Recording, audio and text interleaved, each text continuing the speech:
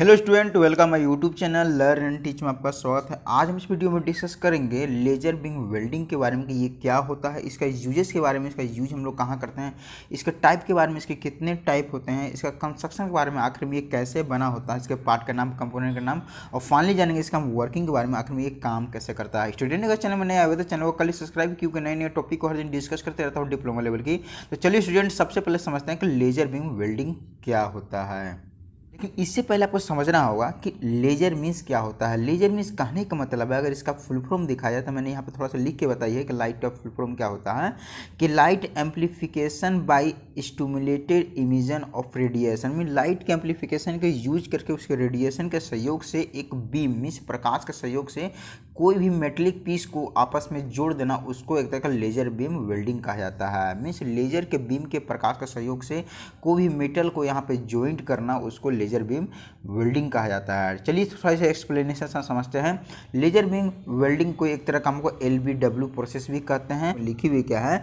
कि laser beam welding is a welding technique use to joint multiple pieces of metal through the use of a laser beam. Means कहने का मतलब है जो laser beam welding जो होता है एक तरह का वेल्डिंग टेक्निक होता है। ये टेक्निक के दौरान हम लोग क्या करते हैं, use to joint multiple pieces of metal. Means इसके दौरान हम लोग मल्टीपल मीन्स दो या दो से अधिक मेटल को आपस में ज्वाइंट करने के लिए इस लेजर बीम वेल्डिंग टेक्निक का यूज किया जाता है। और आखिर में किसके सहयोग से ज्वाइंट किया जाता है, यहाँ पे लेजर बीम के सहयोग से। जो इसमें जो लेजर बीम के जो रेडिएशन होते हैं, उसके जो प्रकाश होते हैं, उसके सहयोग से यहाँ पे मेटल को यहाँ पे आपस में ज्वाइंट करने के लिए इस लेजर बीम का यूज किया जाता है। नीचे के पॉइंट में लिखी हुई क्या है कि the beam provided A concentrated heat source allowing for narrow deep weld and high welding rate. Means कहने का मतलब है जो बीम का यूज करते हैं, जो लेजर बीम का यूज किया था वो प्रोवाइडेड करता है कॉन्सेंट्रेटेड हीट। मीन्स एक जगह एकत्रित करके वहाँ पे एक हीट को जनरेट करता है और वो उसके बाद वो छोटी सी लाइट के आकार में हमें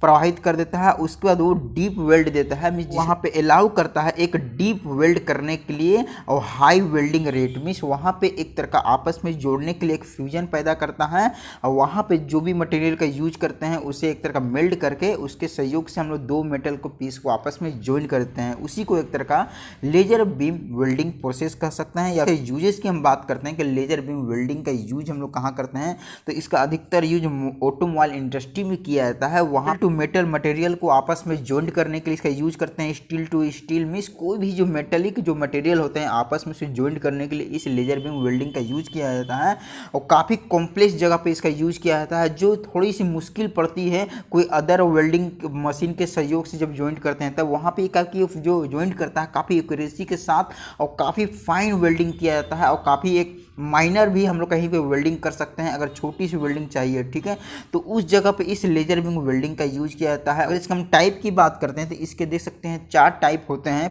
पहला तो होता है सॉलिड स्टेट, इसे हम लोग कह सकते हैं। फिर दूसरा गैस बोल सकते हैं, गैस स्टेट, फिर लिक्विड स्टेट, फिर सेमीकंडक्टर स्टेट। मीन्स ये सब इसमें यूज किया जाता है। जो हम इसमें डिस्कशन कर रहे हैं सॉलिड स्टेट टाइप की बात कर रहे हैं, जिसमें रूबी क्रिस्टल का यूज करेंगे, ठीक है। तो चलिए अब समझते हैं इसका कंस्ट्रक्शन के बारे में। आखिर में लेजर बीम वेल्डिंग किस तरह से बना होता है, कौन कौन इसके पार्ट है, कंपोनेंट के नाम होते हैं। जैसे कि आपके सामने जो फिगर नजर आ रही है लेजर बीम वेल्डिंग मशीनिंग का इस तरह का प्रोसेस का यहाँ पर फिगर नजर आ रही है, ठीक है। तो अब देखिए क्या होती है, सबसे पहले क्या होती है, इसमें हम जो यूज करते हैं एक तरह का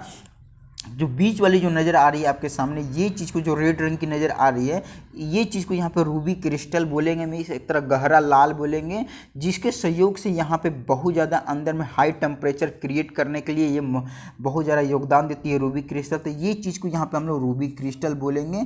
जिसे एक तरह का लेजर क्रिस्टल भी हम बोल सकते हैं, ठीक है। और रूबी क्रिस्टल के जस्ट ऊपर में एक तरह का फुली रिफ्लेक्टिंग मिरर का यूज किया जाता है, कि इसमें जो भी रिफ्लेक्टिंग जो अंदर में इलेक्ट्रॉन होती है जो एक तरह का रे के रूप में आती है, तो वो एक तरह का ऊपर से नीचे को रिफ्लेक्ट करने के लिए हमें काम देती है। ये हमारा फुली रिफ्लेक्टिंग मिरर 100% यहाँ पर रिफ्लेक्टिंग करने का काम करती है, अंदर का जो रे उत्पन्न होती है, ठीक। अब क्या होती है, सबसे नीचे में यूज करते हैं रूबी क्रिस्टल के यहाँ पे पार्शली रिफ्लेक्टिंग मिरर का यूज किया जाता है, जो यहाँ पर ट्रांसपेरेंट होते हैं, जो नीचे की ओर हमारा रे को नीचे को ट्रांसफर करने में काम करती है, पूरी तरह से 100% नीचे को ट्रांसफर कर देती है, ठीक है। अब क्या होती है, जस्ट इसके बगल में एक सर्कुलर पाथ का एक तरह का यहाँ पे लेंस लगाया जाता है, जो आपके सामने ये जो नजर आ रही है एक तरह का सर्कुलर पाथ की होती है, ठीक है। ये भी जो हमारा जो रूबी क्रिस्टल ये भी एक तरह का सर्कुलर पाथ की सिलेंड्रिकल आकार की होती है, ठीक है। तो सामने एक तरह से फ्लैश लैम्प कहेंगे, यहाँ पर जो लाइट एनर्जी को प्रोड्यूस करने के लिए काम करती है और हमारे रूबी क्रिस्टल को यहाँ पे उसे देती है। तो एक तरह का नियॉन फ्लैश ट्यूब भी एक तरह का इसे कह सकते हैं, क्योंकि ट्यूब के आकार की होती है, इसे नियॉन फ्लैश ट्यूब भी इसे कहा जा सकता है।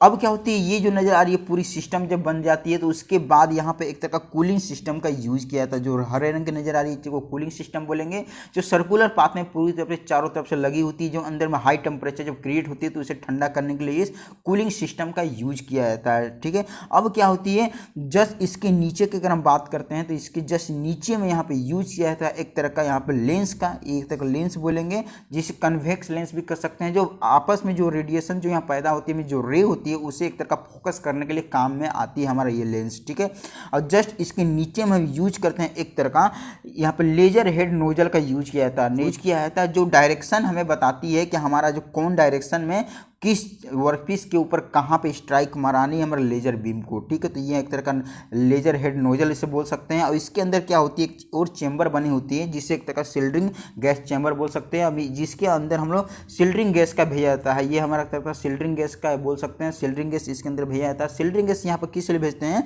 कि जो हमारा लेजर बीम है, जो यहाँ पर जो एक तरह से कॉन्स्टेंट किए हुए हैं, मीन जो यहाँ पर लेजर बीम जो कॉन्स्टेंट करते हैं, एक जगह पे हीट जनरेट करते हैं, तो उसमें कोई भी बाहर के एटमॉस्फेयर के जो मॉइस्चर है, एयर है, नहीं चले जाए, नहीं तो हमारा जो लेजर यहाँ पे जो वेल्डिंग कर रही है तो वहाँ थोड़ी सी वहाँ पे क्या होगी, थोड़ी सी आपको डिफिकल्ट हो जाएगी, मीन्स थोड़ी सी खराब हो जाएगी। इसी कारण यहाँ पे सिल्डरिंग गैस का यूज किया जाता है, जो यहाँ पे सील्ड कर देती है और हमारे लेजर को यहाँ पे पूरी तरह कॉन्स्टेंट करती है, लेजर को यहाँ पे वेल्डिंग करने के लिए, ठीक है। और यहाँ पे सिल्डरिंग गैस को एक तरह का हाइड्रोजन ले सकते हैं, नाइट्रोजन ले सकते हैं, ऑक्सीजन ले सकते हैं, आर्गन ले सकते हैं, हीलियम ले सकते हैं, ये सब यहाँ पे यूज कर सकते हैं रिक्वायरमेंट के हिसाब से, ठीक है। जस्ट इसके बगल में जो यूज करते हैं एक तरह का, इसे हम कह सकते हैं filler material and shielding gas nozzle इसे बोल सकते हैं, मीन जिसके सहयोग से यहाँ पे क्या एक तरह का फिलर मटेरियल को भेजा जाता है, जहाँ पे हमें यहाँ पे वेल्डिंग करते हैं, उस चीज़ को गला के वहाँ पे उस जगह पे इसे डाल दिया जाता है इस फिलर मटेरियल को। अब फिलर मटेरियल को एक तरह का हम यूज कर सकते हैं, एक तरह पाउडर के रूप में भी यूज किया जाता है, वायर के रूप में भी यूज किया जाता है, मीन्स एक तरह का छड़ के रूप में भी होती है, ठीक है।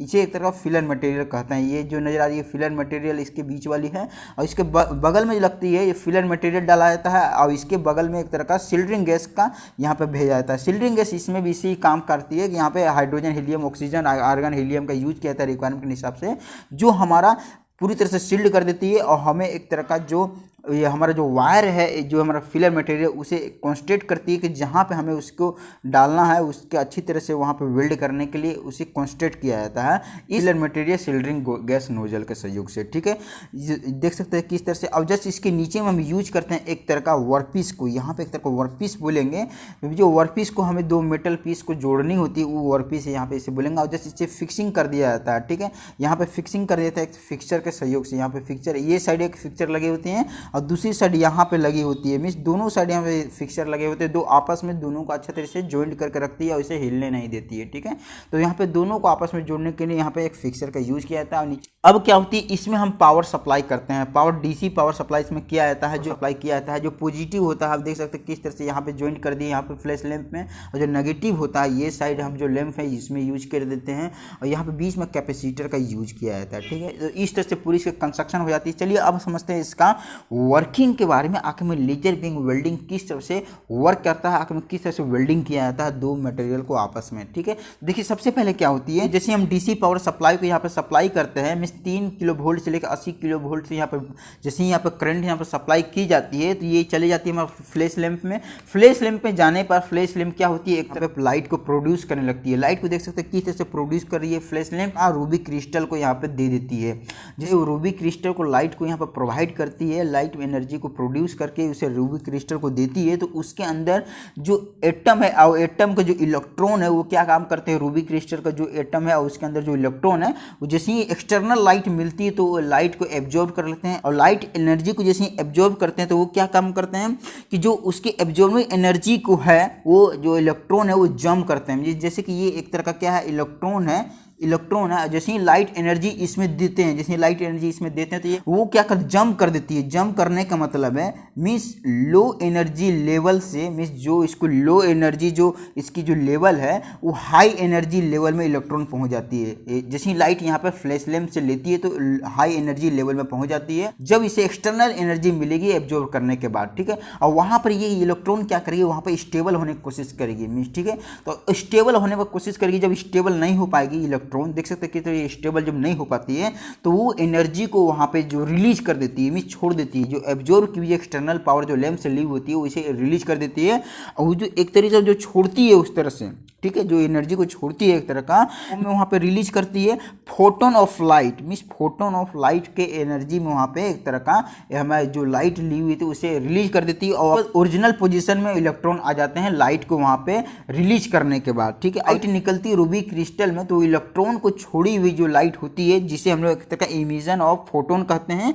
जो इलेक्ट्रॉन के सहयोग से वो लाइट को छोड़ी जाती है, जब उसे स्टेबल नहीं कर पाती है तब जाकर वो छोड़ती है, बहुत ज़्यादा लाइट एनर्जी को यहाँ पे प्रोड्यूस करती है, और नीचे की ओर जो पार्शियली रिफ्लेक्टिव मिरर के सहयोग से नीचे की ओर लेजर बीम के फॉर्म में आ जाती है। एनर्जी को एक तरह का हम लोग लेजर बीम कहते हैं, जो रूबी क्रिस्टल से नीचे की हमारा लेंस में आती है, और हमारा जो पार्शियल रिफ्लेक्टिंग जो मिरर है उसे एक तरफ पूरी तरह से रिफ्लेक्ट करने में मदद करती है। और नीचे को जैसे ही आती है हमारा लेंस की ओर, लेंस में आने के बाद वो एक तरह का क्या होती है कि लेंस में आने के बाद वो डायरेक्ट जाती है, स्ट्राइक मारती है किसके ऊपर, मीन्स रे पड़ती है हमारा डायरेक्ट हमारा वर्कपीस के ऊपर, एक यहाँ पर कॉन्सेंट्रेट करती है, मीन्स लेजर बीम को यहाँ पर कॉन्सेंट्रेट करती है। जैसे कि ये मेरा कहता है लेजर बीम इसे बोल सकते हैं, और यहाँ पे देख सकते हैं किस तरह से यहाँ पे कॉन्सेंट्रेट लेजर बीम, मीन्स एक तरह का यहाँ पे एनर्जी को जो हमारे लेजर बीम को कॉन्सेंट्रेट किए मीन्स एक तरह का यहाँ पे केंद्रित कर देती है, और धीरे धीरे ये कंटिन्यू जब पड़ती है हमारा वर्कपीस के ऊपर तो वहाँ पे क्या होती है, हीट कर देती है वर्कपीस को। और जैसे ही हम इसमें फिलर मटेरियल एक तरह वायर के रूप में से यूज करते हैं तो ये क्या काम करती है, वहाँ पे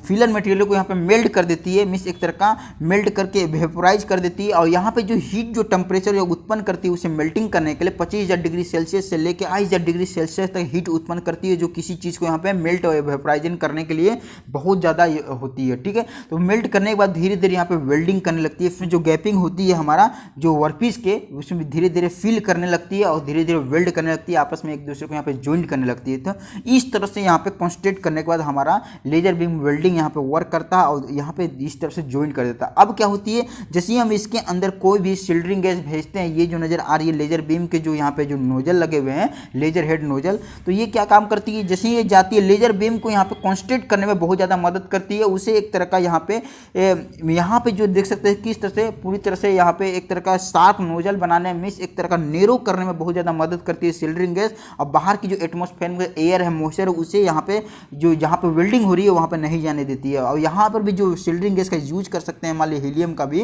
तो यहाँ पे उसी तरह काम करती है, यहाँ पे फिलर मटेरियल को भी यहाँ पे मेल्ट करने में बहुत ज़्यादा मदद करती है, और आपस में कहीं भी एक दूसरे के साथ यहाँ पे बाहर के एटमॉस्फेयर से नहीं यहाँ पे मिलने देती है सिल्डरिंग गैस। और इस तरह से पूरी तरह से फाइन यहाँ पे लेजर बीम के सहयोग से यहाँ पे वेल्डिंग की जाती है कोई वर्कपीस को, और काफ़ी स्मूथ यहाँ पे वेल्डिंग करती है, सही तरीका से और टाइट वेल्डिंग की जाती है लेजर बीम वेल्डिंग के सहयोग से। मुझे अब क्या होती है, जो कूलिंग सिस्टम यहाँ जो लगाई जाती है, देख सकते हैं कूलिंग सिस्टम जो लगी होती है, जो अंदर में जो हमारे जो नज़र आ रही है रूबी क्रिस्टल के, और ये जो नज़र आ रही है बीच में जो लगी हुई है फ्लैश लैंप के बीच में जो यहाँ पे चेंबर है, वहाँ पे बहुत ज़्यादा हीट उत्पन्न होने लगती है। तो यहाँ पे कूलिंग सिस्टम उसे एक तरह का उसे नॉर्मल टेम्परेचर में करने में बहुत ज़्यादा योगदान देती है, उसे कूल करने में, ठंडा करने में काम करती है। यहाँ पर कंटिन्यू इस तरह से प्रोसेस चलती रहती है और वेल्डिंग होती रहती है, ठीक है। ये जो नजर आ रही है हमारा लेजर बीम और वर्कपीस के बीच में जो यहाँ पे ये 1 सेंटीमीटर डिस्टेंस ली जाती है, 1 सेंटीमीटर डिस्टेंस से उससे थोड़ा सा कम भी ले सकते हैं, जहाँ पे हमें वेल्डिंग की जाती है, ठीक है। तो इस तरह के यहाँ पे डिस्टेंस ली जाती है, ठीक है। लेजर बीम वेल्डिंग के बारे में आपका बढ़िया तरह समझ में आ चुका होगा, किस तरह से लेजर बीम वेल्डिंग के सहयोग से